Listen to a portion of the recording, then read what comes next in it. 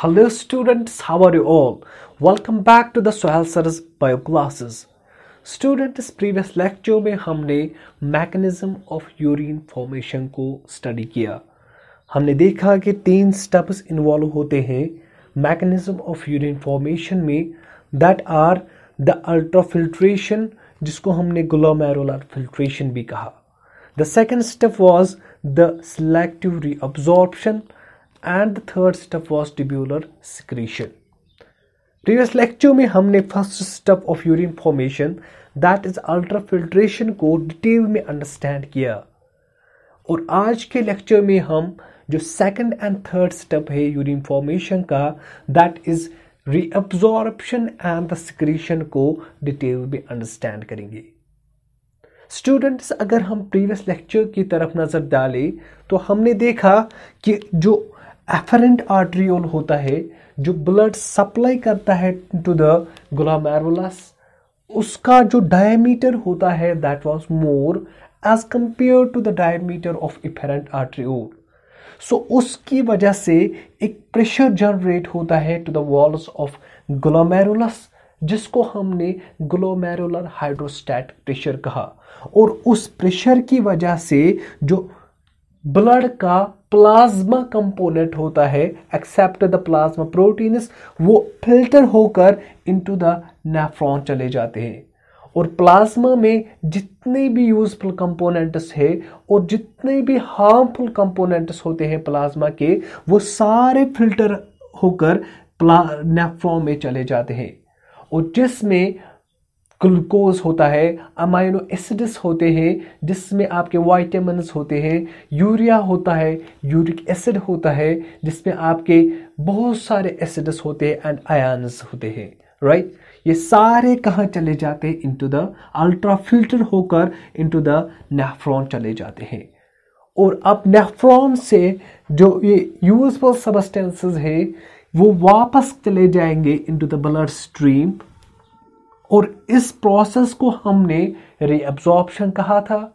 और हमने कहा कि कुछ हार्मफुल सब्सटेंसेस ब्लड स्ट्रीम में चले जाते हैं थ्रू द एफरेंट आर्ट्रियोल, और वो हार्मफुल सब्सटेंसेस ब्लड स्ट्रीम से होकर नेफ्रॉन में चले जाते हैं, दोबारा से एलिमिनेट होते हैं इनटू द नेफ्रॉन, और उस प्रोसेस को हमने सिक्रीशन कहा। अब अगर हम रीअब्जॉर्प्शन की तरफ देखें, रीअब्जॉर्प्शन को अंडरस्टैंड करें, तो हमारे पास जो अल्ट्रा फिल्टर होकर आया that is the nephric filtrate. अब जो प्लाज्मा प्रेजेंट है हमारे नेफ्रॉन में, उसको हमने कहा नेफ्रिक फिल्ट्रेट।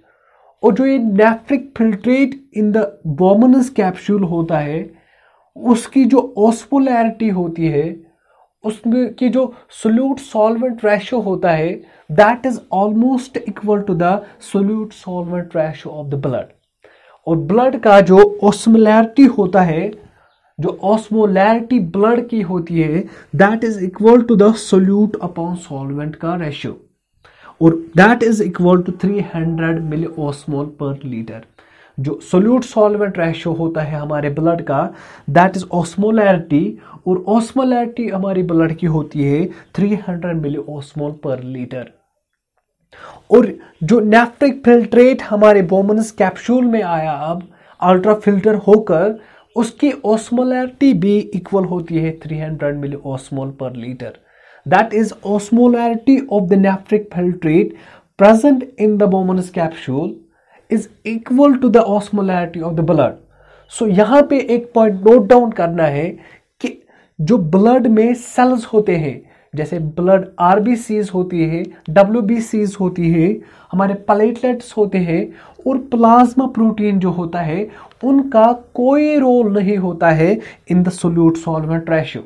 सो ब्लड सेल्स जो होते हैं, आरबीसीज, डब्ल्यूबीसीज एंड द प्लेटलेट्स, और साथ ही साथ जो प्लाज्मा प्रोटीन होता है, they are not considered as the solutes. So वो सोल्यूट्स नहीं होते हैं, इसीलिए उनका कोई रोल नहीं होता है ऑस्मोलैरिटी में। सो ऑस्मोलैरिटी जो प्लाज्मा की होती है यहाँ पे ब्लड में, वही ऑस्मोलैरिटी यहाँ नेफ्रिक फिल्ट्रेट की भी होती है। सो इसीलिए हमने कहा जो नेफ्रिक फिल्ट्रेट हमारे बोमनस कैप्सूल में है that is isotonic with respect to the blood plasma। So isotonic का मतलब क्या है? आइसोटोनिक का मतलब है कि ऑस्मोलैरिटी जो नेफ्रिक फिल्ट्रेट की इन द बोमनस कैप्सूल है that is equal to the osmolarity of the blood. इसीलिए हमने कहा आइसोटोनिक। आइसो का मतलब है कि सेम टोनिसिटी होती है, यानी सेम ऑस्मोलैरिटी होती है, यानी सेम सोल्यूट सॉल्वेंट का रेशियो होता है। सो 300 मिली ऑस्मोल पर लीटर हमारे ब्लड की ऑस्मोलैरिटी है और 300 मिली ऑस्मोल पर लीटर हमारे बोमनस कैप्सूल में जो नेफ्रिक फिल्ट्रेट है उसकी ऑस्मोलैरिटी है। सो इसकी वजह से जो यहाँ पे रीअब्जॉर्प्शन होगा बोमनस कैप्सूल में और जो सिक्रेशन होगा that is not possible. So कोई भी रीअब्जॉर्प्शन और कोई भी सिक्रेशन, रीअब्जॉर्प्शन और सिक्रेशन नहीं पॉसिबल है हमारे बोमनस कैप्सूल में। So no reabsorption and the secretion takes part in the Bowman's capsule. क्यों नहीं होता है? Because the nephric filtrate inside the Bowman's capsule is, उसकी ऑस्मोलैरिटी जो होती है that is equal to the osmolarity of the blood, right. So इसकी वजह से कोई भी रीअब्जॉर्प्शन नहीं होता है और कोई भी सिक्रेशन नहीं होता है इन द बोमनस कैप्सूल। अब देखिए सेकंड पार्ट जो है नेफ्रॉन का that is proximal convoluted tubule, that is PCT. अब देखिए नेफ्रिक फिल्ट्रेट अब बोमनस कैप्सूल से कहां आएगा? Into the proximal convoluted tubule. अब प्रॉक्सिमल कन्वोलेटेड ट्यूब्यूल से बहुत सारे सबस्टेंसेस रीअब्जॉर्ब होकर इनटू द ब्लड स्ट्रीम जाएगा। जैसे यहां से हमारा ग्लूकोज रीअब्जॉर्ब होकर ब्लड में जाता है, राइट। ये हमारे ब्लड में गया ग्लूकोज, राइट। ग्लूकोज इसको हम जी से दिखाएंगे, राइट। जो हमारा ग्लूकोज है ये रीअब्जॉर्ब हो गया from the proximal convoluted tubule into the blood, right.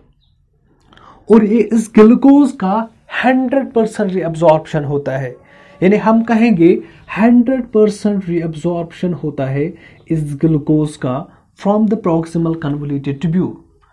और दूसरा सबस्टेंस जो होता है स्टूडेंट्स जो रीअब्जॉर्ब होकर कहां चला जाता है into the blood that is amino acids. Amino acids भी बॉडी के लिए बहुत इंपॉर्टेंट होते हैं for the protein synthesis. So body इसको यूरिन के साथ एलिमिनेट नहीं कर सकती। So what did the nephrons do कि नेफ्रॉन्स इन्हें रीअब्जॉर्ब करके ब्लड में लाते हैं।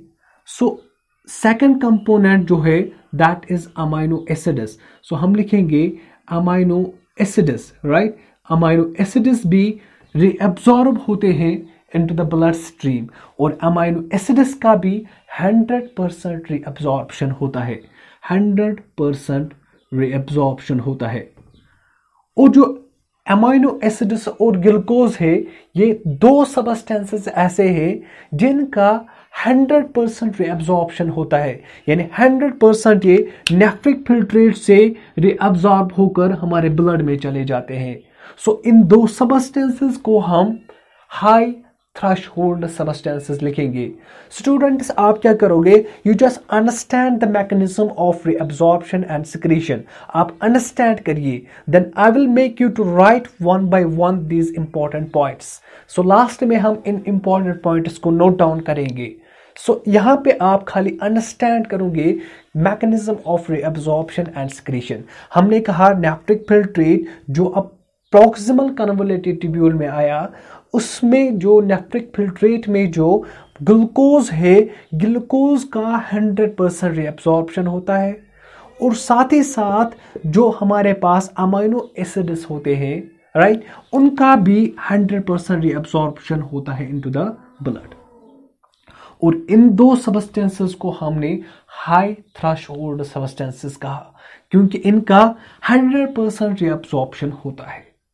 नाउ यहाँ प्रॉक्सिमल कन्वोल्यूटेड ट्यूब्यूल में कुछ आयन्स भी रीअब्सॉर्ब करते हैं, जैसे क्लोराइड आयन रीअब्सॉर्ब करता है, जैसे क्लोराइड आयन है हमारे पास, राइट, जैसे कैल्शियम आयन है, राइट, जैसे हमारे पास मैग्नीशियम आयन है, राइट, और बाइकार्बोनेट HCO3 रीअब्सॉर्ब करता है।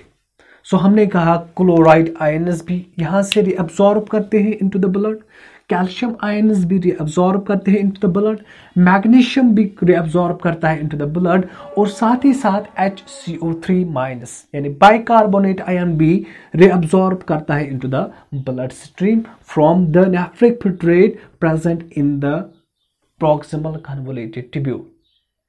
ये तो रही बात ग्लूकोज, अमीनो एसिड और आयन्स की, और कुछ अमाउंट ऑफ वाटर भी रीअब्सॉर्ब करता है। सो यहां से वाटर का रीअब्सॉर्प्शन भी होता है, राइट, वाटर का रीअब्सॉर्प्शन भी होता है। सो हमने कहा H2O भी रीअब्सॉर्ब करता है from the proximal convoluted tubule, और साथ ही साथ स्मॉल अमाउंट ऑफ यूरिया भी यहां से रीअब्सॉर्ब होता है, स्मॉल अमाउंट ऑफ यूरिया भी रीअब्सॉर्ब होता है, क्योंकि जो सरफेस होती है प्रॉक्सिमल कन्वोल्यूटेड ट्यूब्यूल का, that is highly permeable, because जो उसका सरफेस एरिया होता है दैट इज मोर, जो बिकॉज हमने जब histology of the nephron study किया, हमने कहा जो प्रॉक्सिमल कन्वोल्यूटेड ट्यूब्यूल है ये इंटरनली लाइन होता है by the simple cuboidal brush border epithelium, और ब्रश बॉर्डर एपिथेलियम का जो एपिथेलियम होता है दैट इज, उसमें प्रोजेक्शंस होते हैं, उसमें फोल्डिंग्स होती हैं, उन फोल्डिंग्स की वजह से उसका जो सरफेस एरिया होता है, एब्जॉर्प्टिव सरफेस एरिया होता है, that is more as compare to the other parts of the nephron. So maximum reabsorption पूछा जाए तो मैक्सिमम रीअब्सॉर्प्शन सबस्टेंसेस का प्रॉक्सिमल कन्वोल्यूटेड ट्यूब्यूल में होता है। क्यों मैक्सिमम रीअब्सॉर्प्शन होता है? Because it is internally lined by simple cuboidal brush border epithelium, right? It is internally lined by simple cuboidal brush border epithelium. इसकी वजह से फोल्डिंग्स इंक्रीज होता है, सरफेस एरिया इंक्रीज होता है और रीअब्सॉर्प्शन मैक्सिमम होता है। बट एक पॉइंट इंपॉर्टेंट यहां प्रॉक्सिमल कन्वोल्यूटेड ट्यूब्यूल में अंडरस्टैंड करना है, जो नेफ्रिक फिल्ट्रेट होता है प्रॉक्सिमल कन्वोल्यूटेड ट्यूब्यूल में, that is again isotonic with respect to the blood, यानी जो इसमें सोल्यूट और सॉल्वेंट का रेशियो है, जो सोल्यूट और सॉल्वेंट का रेशियो जो प्रॉक्सिमल कन्वोल्यूटेड ट्यूब्यूल में है, राइट, नेफ्रिक फिल्ट्रेट का, that is equal to the solute and solvent ratio present in the blood. So इसीलिए हमने कहा it is isotonic, it is after the reabsorption this nephric filtrate is again isotonic with respect to the blood, because जो यहां पे solute और solvent का ratio होता है that is again equal to the solute and solvent ratio inside the blood, right. So हमने कहा isotonic. अब ये आइसोटोनिक नेफ्रिक फिल्ट्रेट किस में चला जाएगा? Into the loop of Henle. But loop of Henley के किस पार्ट में?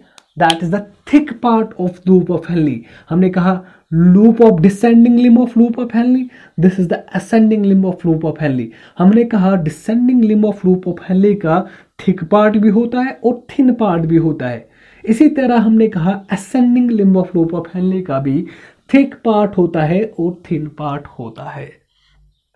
अब देखिए नेफ्रिक फिल्ट्रेट कहां गया? Descending limb of loop of Henle में, और descending limb of loop of Henle में कहां पे गया? Into the thick part of descending limb of loop of Henle.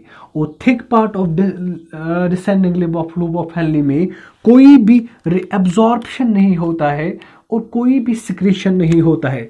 So no reabsorption and no secretion, reabsorption and secretion, no reabsorption, no secretion takes part into the thick part of descending limb of loop of Henle. So बहुत ही important point है कि जो thick part of descending limb of loop of Henle है उसमें ना ही reabsorption होता है और ना ही सिक्रीशन होता है, राइट। अब हमने कहा कि isotonic, again the nephric filtrate in the thick part of loop of Henley is isotonic. अब ये आइसोटोनिक जिसकी ऑस्मोलैरिटी 300 मिलीओस्मोल पर लीटर है, वो चला जाता है into the thin part of descending limb of loop of Henle. कहा गया thin part of descending limb of loop of Henle. और जो ये thin part of descending limb of loop of Henle है, it is permeable for water only and this thin part is impermeable for salts. यहां से खाली reabsorption of water होगा, सो खाली water का रीअब्जॉर्प्शन होगा from the thin part of descending limb of loop of Henle. So यहां से खाली वाटर का रीअब्जॉर्प्शन होगा into the blood, right, into the blood, but salts का रीअब्जॉर्प्शन नहीं होगा from the thin part of descending limb of loop of Henle. अब यहां पे अंडरस्टैंड कीजिए, हमने कहा ऑस्मोलैरिटी होती है इक्वल दैट सोल्यूट और सॉल्वेंट का रेशियो, दैट साल्ट और वाटर का रेशियो, राइट। हमने यहां पे देखा कि जो नेफ्रिक फिल्ट्रेट में डिसेंडिंग लिम्ब में वाटर का रीअब्जॉर्प्शन होता है, साल्ट्स का रीअब्जॉर्प्शन नहीं होता है। अब देखिए यहां पे जितना डिसेंड जाएगा उतना रीअब्जॉर्प्शन वाटर का होगा, सो सॉल्वेंट डिक्रीज होगा। सो यहां पे सॉल्वेंट डिक्रीज होगा और सोल्यूट तो उतना ही रहेगा नेफ्रिक फिल्ट्रेट में, बिकॉज सोल्यूट का तो रीअब्जॉर्प्शन नहीं होता है, ओनली सॉल्वेंट का रीअब्जॉर्प्शन होता है, दैट इज वाटर। सो हमने देखा कि ऑस्मोलैरिटी और सॉल्वेंट का इनवर्सली रिलेशन है, that is inversely proportional to the solvent.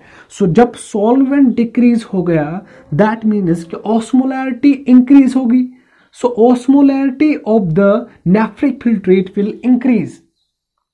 So osmol जितना नीचे जाएगा उतना रीअब्जॉर्प्शन वाटर का होगा, सॉल्वेंट का होगा, सो ऑस्मोलैरिटी उतनी ज्यादा इंक्रीज होगी। सो ऑस्मोलैरिटी यहां पे जैसे 300 मिलीओस्मोल थी, then it will go to 600 milliosmol, then 700 milliosmol, then 900 milliosmol, और लास्ट पार्ट जो tip of descending limb of loop of Henle है उस पे मैक्सिमम ऑस्मोलैरिटी होगी इस नेफ्रिक फिल्ट्रेट की, that is 1200 milliosmol per litre. So 1200 milliosmol maximum osmolarity है इस नेफ्रिक फिल्ट्रेट की, जो कि कहां पे होगी, at the tip of descending limb of loop of Henle.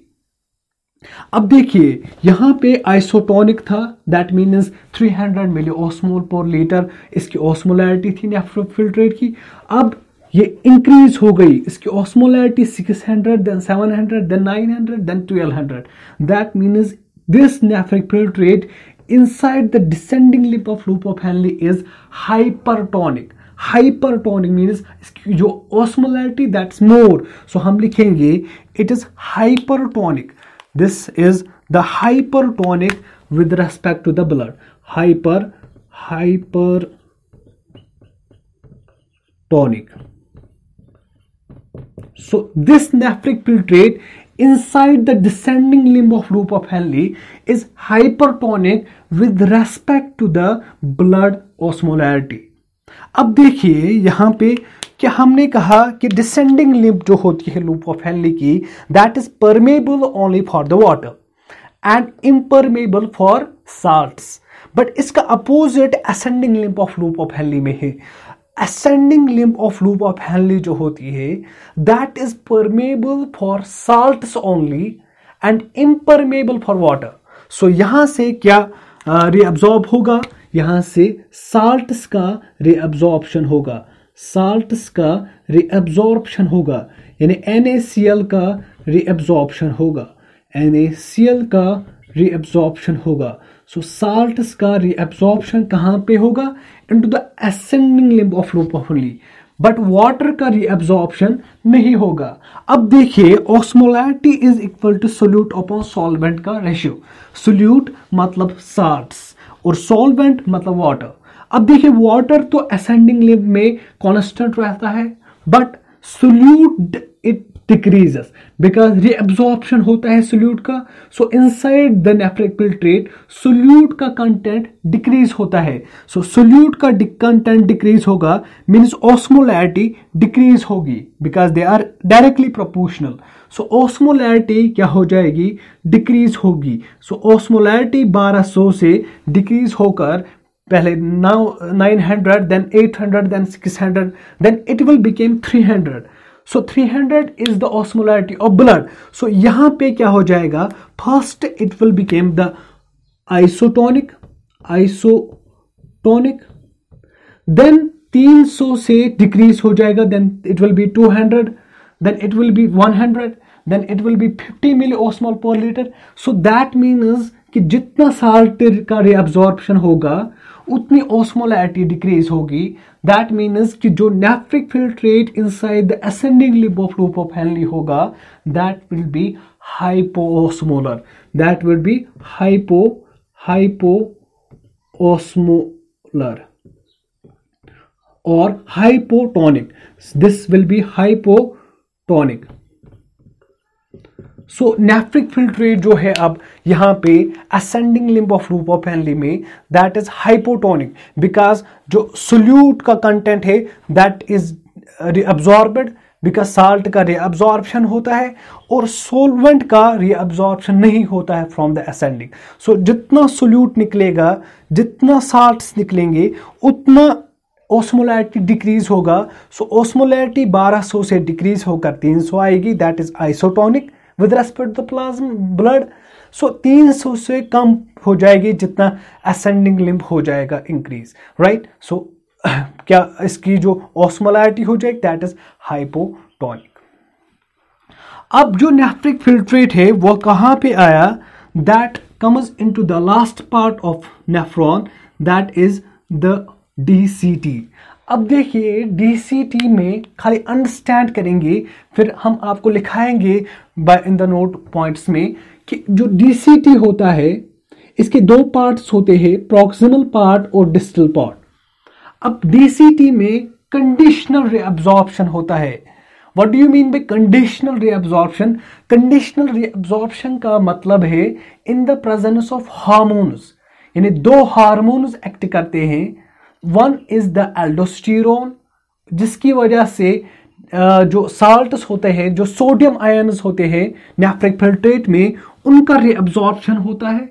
और दूसरा है एडीएच एंटी डायूरेटिक हार्मोन और वैसोप्रेसिन, और उसकी मदद से वाटर का रीअब्जॉर्प्शन होता है। सो कंडीशनल रीअब्जॉर्प्शन का मतलब है in the presence of hormones reabsorption होता है सोडियम और वाटर का।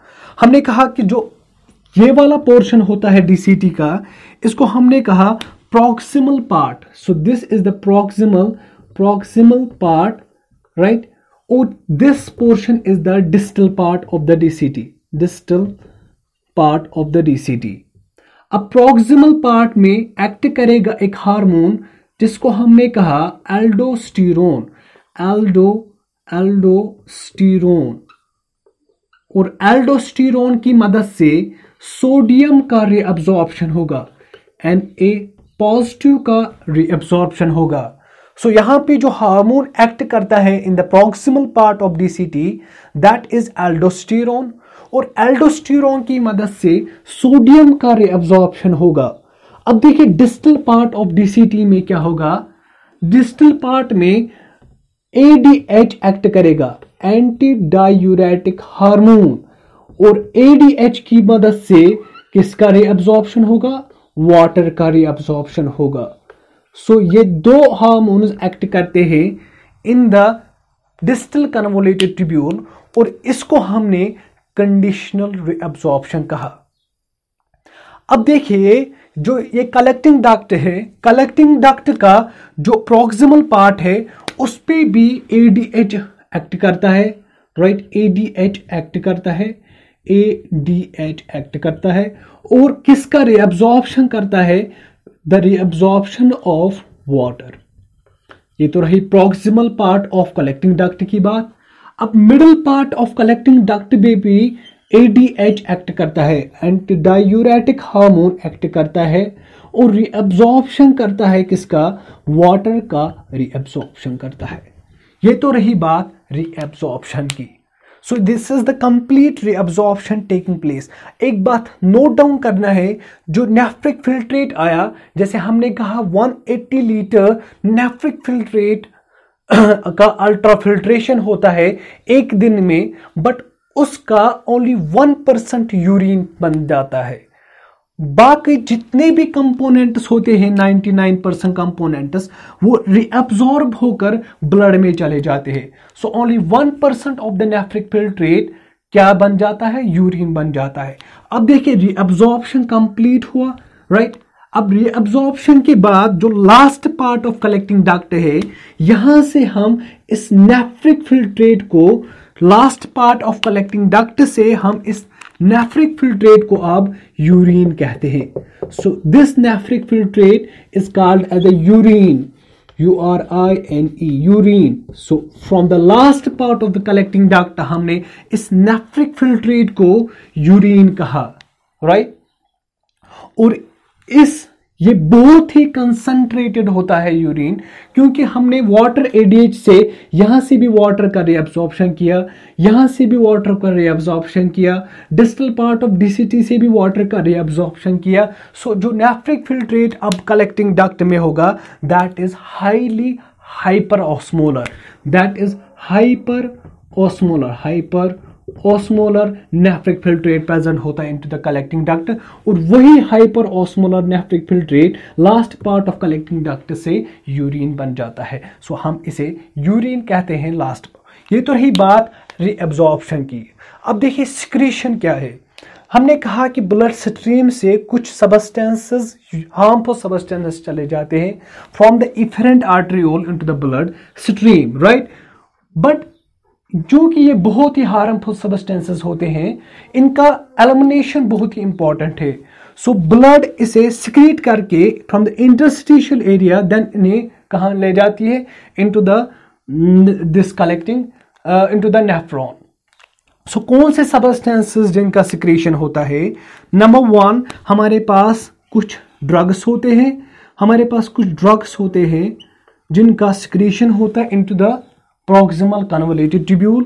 हमारे पास एक एसिड है जिसको हम हिप्यूरिक एसिड कहते हैं, हिप्यूरिक एसिड होता है, जिनका एलिमिनेशन होता है इनटू द सिक्रीशन होता है इनटू द ब्लड स्ट्रीम। और कुछ अमोनिया होता है, NH3 होता है, जिनका सिक्रीशन होता है इनटू द PCT। सो कुछ ये हार्मफुल सब्सटेंसेस है जिनका सिक्रीशन होता है इनटू द PCT। अब लूप ऑफ हेनली में कोई सिक्रीशन नहीं होता है, बट DCT में 2 सब्सटेंसेस का सिक्रीशन होता है। नंबर 1, हाइड्रोजन आयंस का, प्रोटॉन्स का सिक्रीशन होता है, और साथ ही साथ जो सोडियम आयंस होते हैं, दैट उनका सिक्रीशन होता है इनटू द DCT। सो ये सिक्रीशन और रीअब्जॉर्प्शन का फिनोमेना कंप्लीट हुआ। सो हमने देखा कि जो अल्ट्रा फिल्ट्रेशन करके जो नेफ्रिक फिल्ट्रेट हमारे नेफ्रॉन्स में आया, राइट, उनका जो उनमें जो यूजफुल सब्सटेंसेस होते हैं उनका वापस ट्रांसफर होता है इनटू द ब्लड स्ट्रीम, इसको हमने रीअब्जॉर्प्शन कहा। और ये जो सारी सब्सटेंसेस है ये हम नोट पॉइंटों में, इंपॉर्टेंट पॉइंटों में हम डिस्कस करेंगे, नोट डाउन कराएंगे आपको। ओके स्टूडेंट्स, नाउ हमने जो मैकेनिज्म ऑफ यूरिन फॉर्मेशन है, जितने भी स्टेप्स, 3 स्टेप्स इन्वॉल्व है यूरिन फॉर्मेशन में, वो हमने डिटेल में अंडरस्टैंड किया, राइट। कुछ इंपॉर्टेंट पॉइंट्स आपको नोट डाउन करना है जो कि बहुत ही ज़्यादा इंपॉर्टेंट है आपके इस टॉपिक से, that is the mechanism of urine formation से, जिनकी प्रोबेबिलिटी बहुत ज़्यादा है कि वो आपके नीट और एम्स की एंट्रेंस एग्जाम में पूछे जाए। So the first question the first point that is कि जो अल्ट्रा फिल्ट्रेशन होता है, जो हमने first step of urine formation, that is the ultra filtration जो हमने स्टडी किया, that ultra filtration is purely a passive process, यानी पैसिव प्रोसेस होता है, पैसिव प्रोसेस होता है, यानी पैसिव प्रोसेस होता है। मतलब कि इस अल्ट्रा फिल्ट्रेशन के मैकेनिज्म में कोई भी एनर्जी का यूटिलाइजेशन नहीं होता है, कोई भी एनर्जी रिक्वायर्ड नहीं होती है। सो हमने कहा पैसिव प्रोसेस। और हमने ये भी देखा कि जो अल्ट्रा फिल्ट्रेशन होता है, राइट, वो बिकॉज ऑफ द प्रेशर होता है, जिसको हमने ग्लोमेरुलर हाइड्रोस्टैटिक प्रेशर कहा। और उस ग्लोमेरुलर हाइड्रोस्टैटिक प्रेशर की वजह से ये अल्ट्रा फिल्ट्रेशन होता है। और इस अल्ट्रा फिल्ट्रेशन में कोई भी एनर्जी यूटिलाइज नहीं होती है। सो हमने कहा इट्स अ पैसिव प्रोसेस। अब अल्ट्रा फिल्ट्रेशन से जो nephric filtrate inside the nephron आया, अब उस नेफ्रिक फिल्ट्रेट में से जो यूजफुल सब्सटेंसेस है वो वापस ब्लड में जाते हैं by the process of reabsorption, जो कि सेकंड स्टेप है हमारे यूरिन फॉर्मेशन का। एंड दिस रीअब्जॉर्प्शन से यूजफुल सब्सटेंसेस वापस जाते हैं इनटू द ब्लड। और ये reabsorption both active as well as passive process होता है। सो हम कहेंगे it's a passive as well as an active process, so both passive and active। कुछ substances passively reabsorb होता है और कुछ substances का actively reabsorption होता है। यानी अगर हम देखें, जो हमारा ग्लूकोज reabsorb होता है, जो हमारा अमोनो एसिड्स reabsorb होते हैं, जो हमारे फैटी एसिड्स रीअब्जॉर्ब होते हैं, दैट आर एक्टिव प्रोसेस, यानी उनके रीअब्जॉर्प्शन में एनर्जी लगती है। जैसे ग्लूकोज है हमारे पास, जैसे अमाइनो एसिड्स होते हैं, राइट, जैसे फैटी एसिड्स रीअब्जॉर्ब होते हैं, ये सारे एक्टिवली रीअब्जॉर्ब होते हैं, यानी इनके रीअब्जॉर्प्शन में एनर्जी का यूटिलाइजेशन होता है। बट जो हमने आयन्स का रीअब्जॉर्प्शन देखा, जैसे क्लोराइड आयन है, जैसे हमने वाटर का रीअब्जॉर्प्शन देखा, that is purely passive process. जो हमने वाटर का रीअब्जॉर्प्शन देखा, राइट, जो हमने क्लोराइड आयन का रीअब्जॉर्प्शन देखा, और हमने कहा कि पीसीटी से कुछ अमाउंट ऑफ नाइट्रोजनस वेस्ट भी रीअब्जॉर्ब होते हैं, तो वो उनका रीअब्जॉर्प्शन भी पैसिव होता है। सो नाइट्रोजनस वेस्ट्स, सो ये सारे जितने भी सबस्टेंसेस रीअब्जॉर्ब होते हैं, right, they are passively reabsorbed. And जो ग्लूकोज, अमाइनो एसिड और फैटी एसिड का रीअब्जॉर्प्शन है, उनमें एनर्जी का यूटिलाइजेशन है। सो हमने कहा एक्टिव प्रोसेस। सो हम कहेंगे reabsorption is both passive and the active process. So third step जो हमारे पास है ट्यूब्यूलर सिक्रीशन, जो कि यूरिन फॉर्मेशन का थर्ड स्टेप है, that is the tubular secretion. And tubular secretion जो होता है, that is purely active process. जितने भी हार्मफुल सबस्टेंसेस सिक्रीट होते हैं from the blood into the nephric filtrate, उनका जो सिक्रीशन होता है, राइट, वो एक्टिव प्रोसेस होता है, यानी उसमें एनर्जी यूटिलाइज होती है। सो हम कहेंगे secretion is purely an active process,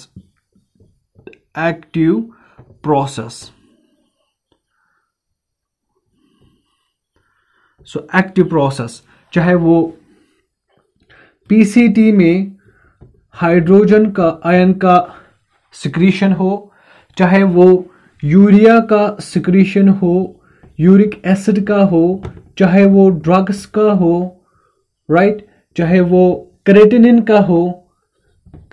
का हो या कोई और हार्मफुल सब्सटेंस का सिक्रीशन हो, वो प्योरली एक्टिव प्रोसेस है, यानी उनके सिक्रीशन के लिए एनर्जी का यूटिलाइजेशन है। This was the first point कि जो 3 स्टेप्स है, क्या वो एक्टिव प्रोसेस से होता है या पैसिव प्रोसेस से होते हैं। ये फर्स्ट पॉइंट इंपॉर्टेंट पॉइंट था हमारे मैकेनिज्म ऑफ यूरिन फॉर्मेशन का। स्टूडेंट्स, जो सेकंड पॉइंट आपको नोट डाउन करना है दैट इज जो हमने कंपोनेंट्स ऑफ ब्लड पढ़े, आरबीसीज थे, डब्ल्यूबीसीज थे एंड द प्लेटलेट्स, और साथ ही साथ जो प्लाज्मा का प्लाज्मा प्रोटीन्स है, ये चार सबस्टेंसेस आरबीसीज, डब्ल्यूबीसीज, platelets and the plasma proteins, they are not considered as the solutes, right. इनको हम सोल्यूट कंसिडर्ड नहीं करते हैं, सोल्यूट पॉसिबल पार्टिकल्स कंसिडर नहीं करते हैं। जब ये सोल्यूट पार्टिकल्स नहीं है then they don't have any role in the solute solvent concentration। so इनमें इनका solute और solvent के रेशियो में कोई भी इन्वॉल्व नहीं है। so they don't have any role in the solute solvent concentration or the solute solvent ratio। so इनका जो आरबीसीज, डब्ल्यूबीसीज, प्लेटलेट्स और प्लाज्मा प्रोटीन्स है, इनका ऑस्मोलैरिटी यानी ब्लड की ऑस्मोलैरिटी में कोई भी रोल नहीं है। So they don't have any role in the osmolarity of the blood, right. Okay, इसीलिए हमने कहा कि जो nephric filtrate Bowman's cuff capsule में होता है, राइट, आफ्टर द अल्ट्राफिल्ट्रेशन जो नेफ्रिक फिल्ट्रेट बॉमन्स कैप्सूल में होता है, उसकी जो ऑस्मोलैरिटी होती है that is equal to the osmolarity of the blood, because the difference between the nephric filtrate and the blood is of these four elements that are RBCs, WBCs, platelets and the plasma proteins। और इन चार के चार substances का कोई भी role नहीं होता है सोल्यूट सॉल्वेंट रेशियो में, because they are not the solute particles. This is the second important point in the mechanism of urine formation. The third step जो है, द थर्ड इंपॉर्टेंट पॉइंट आपसे पूछा जाएगा आपके मेडिकल एंट्रेंस एग्जाम में, that is कि maximum reabsorption किस part से होती है, नेफ्रॉन के किस पार्ट से मैक्सिमम रीअब्जॉर्प्शन होगी। That the answer is the PCT, proximal convoluted tubule, यानी सबसे ज्यादा रीअब्जॉर्प्शन कहां होगी सबस्टेंसेस की, from the proximal convoluted tubule. क्यों सबसे ज्यादा रीअब्जॉर्प्शन होगी यहां से, because it is internally lined by simple cuboidal brush border epithelium. So it is internally lined by simple cuboidal brush border epithelium. और ब्रश बॉर्डर एपिथेलियम में हमने जैसे पढ़ा कि ब्रश बॉर्डर एपिथेलियम में एक फोल्डिंग्स होती है, लाइक विला लाइक प्रोजेक्शंस होते हैं, जिनसे जो एब्जॉर्बिटिव सरफेस होता है, जो सरफेस होता है जहां से एब्जॉर्प्शन होता है, that is increased by these foldings, right. That's why maximum reabsorption takes place from the proximal convoluted tubule part of the nephron. So एक और क्वेश्चन पूछा जाएगा, दैट इज कि मिनिमम रीअब्जॉर्प्शन कहां से होगा, किस पार्ट से होगा नेफ्रॉन के। The minimum reabsorption takes place from the loop of Henle. जो लूप ऑफ हेनली होता है, राइट, वहां से सबसे कम रीअब्जॉर्प्शन होगा from the parts of nephron. Okay, now देखिए दो सबस्टेंसेस ऐसे हैं जिनका 100% रीअब्जॉर्प्शन होता है। Number one is the glucose and the second is the amino acids. ये दो ऐसे सबस्टेंसेस हैं जिनका 100% रीअब्जॉर्प्शन होता है। सो हम कहेंगे इन दो सबस्टेंसेस का 100% रीअब्जॉर्प्शन होता है। सो इन दो सबस्टेंसेस को हम हाई थ्रेशोल्ड सबस्टेंसेस कहते हैं। सो जिन सबस्टेंसेस का 100% रीअब्जॉर्प्शन हो, सो उन्हें हाई थ्रेशोल्ड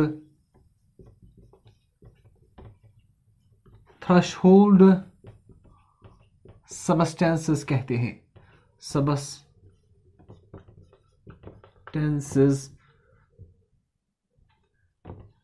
सबस्टेंसेस कहते हैं। सो ग्लूकोज और अमाइनो एसिड का 100% रीअब्जॉर्प्शन होता है from the proximal convoluted tubule into the blood. So हमने कहा इनको हाई थ्रेशोल्ड सब्सटेंसेस। अब जिन सब्सटेंसेस का 100% से कम रिएब्जॉर्प्शन हो, राइट, पूरा 100% रिएब्जॉर्प्शन ना हो, उन्हें हम वेरिएबल थ्रेशोल्ड सब्सटेंसेस कहते हैं। सो जिन सब्सटेंसेस का 100% से लेस रिएब्जॉर्प्शन हो, राइट, उनको हम वेरिएबल थ्रेशोल्ड सब्सटेंसेस कहते हैं, थ्रेशोल्ड सब्सटेंसेस कहते हैं। एंड जो सब्सटेंसेस का रिएब्जॉर्प्शन नहीं होता है, दैट इज जीरो रिएब्जॉर्प्शन जिन सब्सटेंसेस का होता है, तो उन सब्सटेंसेस को हम ए थ्रेशोल्ड सब्सटेंसेस कहते हैं। सो जिन सब्सटेंसेस का 0% रिएब्जॉर्प्शन हो, उनको हम ए थ्रेशोल्ड सब्सटेंसेस कहते हैं, सो इंपॉर्टेंट पॉइंट यहां पे ये है कि 100% ग्लूकोज और 100% अमीनो एसिड का रिएब्जॉर्प्शन होता है और इन्हें हम हाई थ्रेशोल्ड सब्सटेंसेस कहते हैं, राइट। सेकंड पॉइंट जो आपको अंडरस्टैंड करना है, दैट इज कि जो significance of loop of Henley क्या होती है, यानी एक नेफ्रॉन में लूप ऑफ हेनली का फंक्शन क्या है, यानी काम क्या है एक लूप ऑफ हेनली का। सो जो significance of loop of Henle है, that is to maintain the water balance, यानी टू कंजर्व द वाटर, यानी conservation of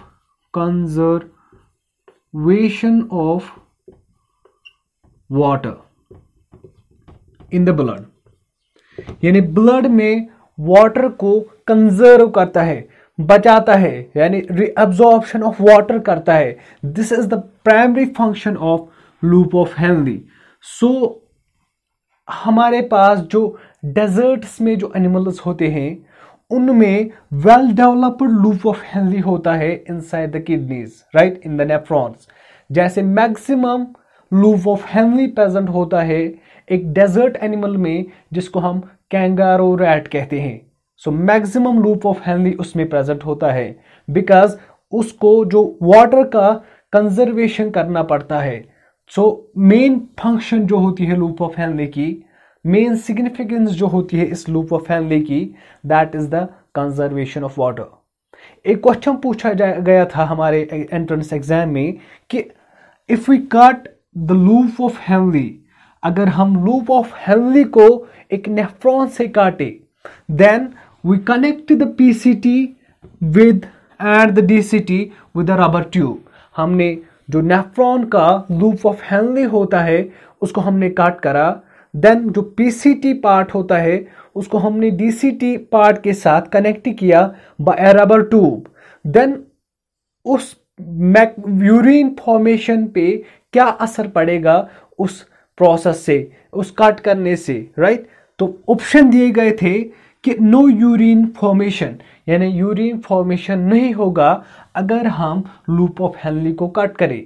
the second option was कि यूरिन विल बी डाइल्यूटेड, जो यूरिन का formation होगा, right, वो डाइल्यूट होगा, यानी उसमें वाटर की कंसंट्रेशन मोर होगी, ज्यादा होगी, right. The third option was कि यूरिन विल बी कंसंट्रेटेड, यानी यूरिन में वाटर की कंसंट्रेशन कम होगी as compare to the solutes, right. And the fourth option was कि no change in the urine volume, urine के वॉल्यूम पे कोई भी फर्क नहीं पड़ेगा if we cut the loop of Henley.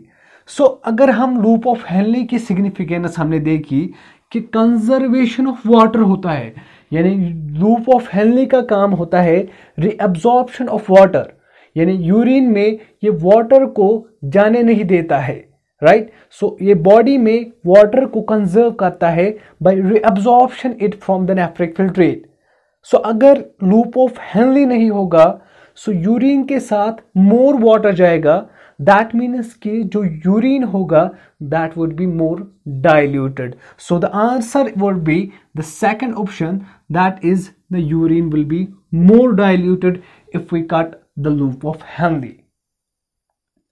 So the sixth important point that you need to understand is कि conditional reabsorption क्या होता है।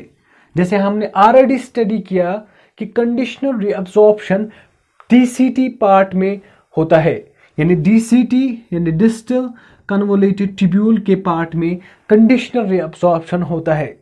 यानी कंडीशनल रीअब्जॉर्प्शन क्या है? It is a reabsorption in the presence of hormones. दो hormones act करते हैं डीसीटी पे। Number first is the aldosterone and the second one is the ADH, anti-diuretic hormone. और एल्डोस्टेरोन से क्या रिअब्जॉर्ब होता है? इससे सोडियम आयन्स रिअब्जॉर्ब होते हैं, एक्टिवली रिअब्जॉर्ब होते हैं sodium ions from the proximal part of DCT, that is the distal convoluted tubule. So actively sodium ions का reabsorption होगा actively, right? Okay. और ADH कहाँ पे एक्ट करेगा? In the distal part of DCT, और इससे वाटर का reabsorption होगा। So वाटर का reabsorption होगा in the distal part of DCT and ये passively होगा, ओके। सो एडीएच का काम क्या है? वाटर का रिअब्सॉर्ब करना। अगर किसी इंडिविजुअल में एडीएच एब्सेंट हो, राइट, एडीएच का सिक्रीशन नहीं हो, देन व्हाट हैपन्स कि वाटर का रिअब्सॉर्प्शन नहीं होगा, राइट। वाटर का रिअब्सॉर्प्शन नहीं होगा, देन यूरिन के साथ मोर वाटर जाएगा, जिसको हम डायबिटीज इंसिपिडस कहते हैं। So we call that disease diabetes insipidus. So इसको हम ड्रिंकर्स डिजीज भी कहते हैं, राइट। एडीएच के एब्सेंस से, जो कि हम एंडोक्राइन सिस्टम में डिटेल में अंडरस्टैंड करेंगे कि एडीएच के एब्सेंस से वाटर का रिअब्जॉर्प्शन नहीं होता है इन द डीसीटी, राइट, और कलेक्टिंग डक्ट पे। सो उसकी वजह से यूरिन मोर डाइल्यूटेड बन जाता है, जिसे हम डायबिटीज इंसिपिडस कहते हैं। और यहाँ पे और एक पॉइंट अंडरस्टैंड करना है कि अगर ग्लूकोज का रिअब्जॉर्प्शन नहीं हो, राइट, फ्रॉम द पीसीटी, तो ग्लूकोज कहाँ से जाएगा? विद आवर यूरिन, और उस कंडीशन को हम डायबिटीज मेलाइटस कहते हैं, right. This is the condition in the diabetes, right, diabetes mellitus, right.